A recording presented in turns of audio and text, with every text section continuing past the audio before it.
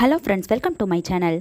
சிறு துரும்பும் பல் குத்த உதவும் அப்படின்னு சொல்லுவாங்க. அதே போல தான் இந்த எளிமையான சின்ன சின்ன வீட்டு குறிப்பும் உங்களுக்கு ஏதாவது ஒரு வகையில் நிச்சயமாக பயன்படும். சமையலுக்கு தேவையான அன்றாடம் வீட்டிற்கு தேவையான பயனுள்ள எளிமையான குறிப்புகள் உங்களுக்காக இந்த பதிவில் கொடுக்கப்பட்டிருக்கு. சாதாரணமான இல்லத்தரசிகளை கூட ஸ்மார்ட் இல்லத்தரசிகளாக மாற்றுவதற்கு இந்த குறிப்பு நிச்சயம் பயன்படும். நம்ம சேனலை இப்போ தான் முறையாக பார்க்குறீங்கன்னா சப்ஸ்கிரைப் பண்ணிக்கோங்க. அதுக்கு பக்கத்தில் இருக்க பெல் ஐக்கானே கிளிக் பண்ணிக்கோங்க. அப்போ தான் நம்ம போடுற வீடியோலாம் நோட்டிஃபிகேஷனாக வரும். வீடியோவை ஸ்கிப் பண்ணாமல் முழுமையாக பாருங்கள். வீடியோ உங்களுக்கு பிடிச்சிருந்தா ஒரு லைக் பண்ணுங்கள், கூடவே உங்கள் ஃப்ரெண்ட்ஸ்க்கும் ஷேர் பண்ணுங்கள். சில எலுமிச்சை பழங்களை பிழிஞ்சு சாறு எடுக்கிறது அப்படிங்கிறது ரொம்பவே கஷ்டமாக இருக்கும். அந்த மாதிரி இருக்கக்கூடிய எலுமிச்சம்பழத்தை ஒரு பனியார கம்பியில் குத்தி லேசாக நெருப்பில் காட்டணும். ரொம்பவும் இல்லை, 2லேருந்து 3 செகண்ட் அந்த எலுமிச்சம்பழத்தை நெருப்பில் காட்டி அதுக்கப்புறமா அதை துணியில் வச்சு தொடச்ச பிறகு சூடு ஆறுனதுக்கப்புறமா அந்த எலுமிச்சம்பழத்தை வெட்டி சாறு பிழிஞ்சா சூப்பராக சாறு கிடைக்கும். இந்த டிப் உங்களுக்கு பிடிச்சிருந்தா கண்டிப்பாக ட்ரை பண்ணி பாருங்கள், ரொம்பவே யூஸ்ஃபுல்லாக இருக்கும். தயிர் சீக்கிரமாக புளிக்காமல் இருக்கணும் அப்படின்னா ஒரு சின்ன துண்டு இஞ்சியை தோலை நீக்கி நல்லா இந்த மாதிரி தட்டி எடுத்துக்கோங்க. அதுக்கப்புறமா தயிரில் கலந்து விட்டால் தயிர் சீக்கிரமாக புளிச்சிடாமல் இருக்கும். காஞ்ச மிளகாயை வறுக்கும்போது மூச்சு திணறக்கூடிய அளவுக்கு நெடி அதிகமாக ஏற்படும். இதனை தவிர்க்கிறதுக்கு மிளகாயோட கொஞ்சமாக கல்லுப்பை சேர்த்து வறுத்து பாருங்கள், நெடி சுத்தமாகவே ஏற்படாது. இதனால் காஞ்ச மிளகாயை சீக்கிரமாக வறுத்து எடுத்துடலாம். நம்ம வீட்டில் உபயோகப்படுத்தாமல் சில ஷூக்கள்லாம் வச்சுருப்போம். அதில் ஒரு விதமான பேட் ஸ்மெல்லும் பூச்சிகளும் வரும். எல்லாம் வராமல் இருக்கணும் அப்படின்னா இந்த மாதிரி அந்தனுடைய ஒவ்வொரு ஷூலையும் போட்டு விட்டுட்டீங்க அப்படின்னா பூச்சிகள் வராது, பேட் ஸ்மெல்லும் வராது. நம்ம பூஜை அறையில் ஊதுபத்தியை ஏற்றி வைப்போம். அந்த இடத்துல பார்த்திங்கன்னா ஊதுபத்தியோட சாம்பல் விழும். இதை தனியாக க்ளீன் பண்ண வேண்டிய ஒரு பெரிய வேலையாக இருக்கும். அதுக்கு ஒரு தட்டு இல்லைன்னா இந்த மாதிரி ஒரு அகலமான பிளாஸ்டிக் டப்பாவை வச்சு அது மேலே ஊதுபத்தி ஸ்டாண்டை வச்சு ஊதுபத்தியை ஏற்றி வைங்க. இப்படி பண்ணுறதுனால ஊதுபத்தியோட சாம்பல் தரையில் விழாமல் நம்ம வச்சுருக்கக்கூடிய இந்த டப்பாவிலேயே விழுகும். இதனால் நம்ம எளிமையாக இந்த சாம்பலை டிஸ்போஸ் பண்ணிடலாம். சின்ன வெங்காயம் கெட்டு போகாமல் இருக்கணும் அப்படின்னா என்ன பண்ணணும்னு பார்த்தீங்கன்னா, சின்ன வெங்காயத்தை ஸ்டோர் பண்ணும்போது அதுக்கு நடுவில் இந்த மாதிரி ஒரு கொட்டாங்குச்சியை வச்சு விட்டுருங்க.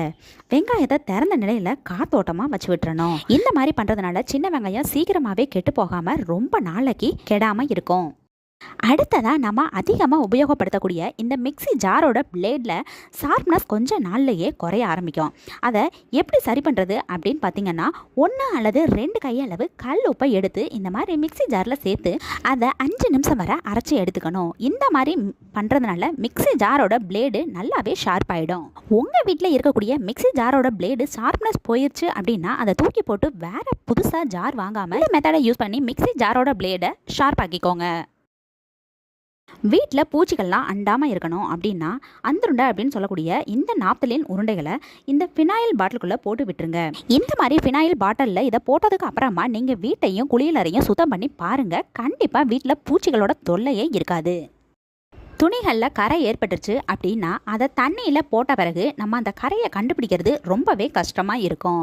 அதுக்கு ஈஸியாக கண்டுபிடிக்க என்ன பண்ணணும் அப்படின்னா, துணிகளில் கரை ஏற்பட்டுருச்சு அப்படின்னா அந்த நிமிஷமே அந்த இடத்துல கிளிப்பு இல்லைன்னா இந்த மாதிரி ஒரு சேஃப்டி பின்னை எடுத்து குத்தி வச்சிட்டிங்கன்னா துவைக்கும் போது அந்த இடத்த ஈஸியாக கண்டுபிடிச்சு தனியாக அலசிடலாம். இந்த டிப் உங்களுக்கு பிடிச்சிருந்தா கண்டிப்பாக ட்ரை பண்ணி பாருங்கள். அடுத்த டிப் என்னன்னு பார்த்தீங்கன்னா, கட்டிலுக்கு கீழே எப்பயுமே இந்த மாதிரி ஒரு மேட்டை போட்டு வச்சுக்கோங்க. படுக்க போகிறதுக்கு முன்னாடி காலை அதில் நல்லா தேய்ச்சி சுத்தப்படுத்திட்டு அதுக்கப்புறமா பெட் மேலே ஏறணும் அப்படின்னா பெட்டும் பெட்ஷீட்டும் அவ்வளோ சீக்கிரத்தில் அழுக்காகாது. அடிக்கடி படுக்கை விரிப்புகளை துவைக்கிறத விட மேட்டை அந்த மாதிரி உதறி வர்றது ரொம்பவும் சுலபம் தானே. இந்த டிப் உங்களுக்கு பிடிச்சிருந்தா கண்டிப்பாக நீங்களும் ட்ரை பண்ணி பாருங்கள். அடுத்த டிப் என்ன அப்படின்னா, நம்ம சமைக்கிறதுக்காக பயன்படுத்தக்கூடிய குக்கரோட கேஸ்கட் பராமரிப்பு பற்றி தான் பார்க்க போகிறோம். ஏன்னா நம்ம அதிகம் பயன்படுத்தக்கூடிய குக்கரோட கேஸ்கட் அடிக்கடி ரிப்பேர் ஆகும். இதை தவிர்க்கணும் அப்படின்னா கேஸ்கட்டை ஃப்ரிட்ஜில் பால் வைக்கக்கூடிய இடத்துல வச்சுருங்க. நமக்கு தேவைப்படும் போது மட்டும் எடுத்து யூஸ் பண்ணிவிட்டு மற்ற நேரங்கள்லாம் இந்த மாதிரி ஃப்ரிட்ஜில் வச்சுட்டோம் அப்படின்னா கேஸ்கட் மிகவும் இறுக்கமாகவும் சமைக்கும் போது தண்ணி எதுவுமே வெளியில் வராமலும் நீண்ட நாளுக்கு வீணாகாமலும் நிலச்சிருக்கும். மெழுகுவர்த்தியை ஒரு அகல் விளக்கில் வச்சு ஏற்றி விட்டுருங்க. அதில் ஒரு திரியையும் போட்டு விட்டுருங்க. மெழுகுவர்த்தி எரியும் போது உருகி வழியக்கூடிய மெழுகு எல்லாமே அந்த அகலில் வந்து விழுந்துடும். மெழுகுவர்த்தி முழுவதுமாக கரைஞ்ச பிறகு அகலில் உள்ள திரியை ஏற்றினோம் அப்படின்னா அகல் விளக்க போல் பிரகாசமாக எரியும், மெழுகும் வீணாகாது. இந்த டிப் உங்களுக்கு பிடிச்சிருந்தா கண்டிப்பாக நீங்களும் ட்ரை பண்ணி பாருங்கள். பூஜை செய்யறதுக்குன்னு சாமி படங்களுக்கு போடுறதுக்காக நிறைய பூக்கள் வாங்கி வச்சுருப்போம். பூஜைக்கு போக மீதமுள்ள பூக்களை எல்லாம் நம்ம எடுத்து வைக்கும்போது சில நாட்களில் அது சீக்கிரமே அழுகி வீணாகி போயிடும். பூக்கள் அழுகாமல் இருக்க என்ன பண்ணணும் அப்படின்னா, ஒரு பிளாஸ்டிக் கவர்லையோ அல்லது ஃப்ரிட்ஜ்லையோ நீங்கள் பூக்களை எடுத்து வைக்கிறதுக்கு முன்னாடி உங்கள் வீட்டில் உள்ள ஏதேனும் ஒரு துணி இல்லைன்னா உபயோகப்படுத்தாமல் இருக்கக்கூடிய ஒரு பழைய கர்ச்சீஃபில் எடுத்து இந்த பூ எல்லாத்தையுமே வச்சுட்டு மடக்கிட்டு அதுக்கப்புறமா அந்த கவரில் எடுத்து வச்சிட்டிங்க அப்படின்னா 5 இல்லைன்னா 6 நாட்கள் வரைக்குமே இந்த வாங்கி வச்ச பூ எல்லாமே நீர் கோக்காமல் அழுகி போகாமல் அப்படியே எப்படி வாங்கி வச்சோமோ அதே மாதிரி ஃப்ரெஷ்ஷாகவே இருக்கும். பிளாஸ்டிக் கவரில் அடைக்கப்பட்ட உணவுப் பொருட்களை நம்ம வாங்கி உபயோகிக்கும் போது அதை பிரிக்கும் போது அதோட ஓரத்தை மட்டும் கொஞ்சமாக கட் பண்ணிவிட்டு யூஸ் பண்ணணும். அதை விட்டுட்டு அந்த கவரை துண்டு துண்டாக கட் பண்ணக்கூடாது. கட் பண்ண இந்த கவரை நம்ம குப்பையில் போடும்போது நிறைய பிரச்சனைகள் ஏற்பட வாய்ப்பு இருக்குது. இதை நம்ம குப்பையில் தூக்கி போடும்போது அது மட்காமல் ட்ரைனேஜ் குழாய்க்குள்ளே போய் அடைப்புகளை ஏற்படுத்துறதுக்கான வாய்ப்புகள் அதிகம். இனிமே இந்த மாதிரி பாலித்தீன் கவர்களை கட் பண்ணுறதா இருந்தால் ஓரத்தில் மட்டும் கட் பண்ணிவிட்டு அதுக்கப்புறமா அதை தூக்கி குப்பையில் போடுங்க. இந்த மாதிரி பண்ணுறதுனால ரீசைக்கிள் பண்ண முடியும். இந்த மாதிரி பண்ணுறதுனால சுற்றுச்சூழலை முடிஞ்ச வரைக்கும் நம்மளால் பாதுகாக்க முடியும். இந்த வீடியோ உங்களுக்கு பிடிச்சிருந்தா லைக் பண்ணுங்க, ஷேர் பண்ணுங்க, கமெண்ட் பண்ணுங்க, மறக்காம சப்ஸ்கிரைப் பண்ணுங்க. மீண்டும் வேற ஒரு நல்ல பதிவு மூலமா சந்திக்கலாம். Bye friends, thank you.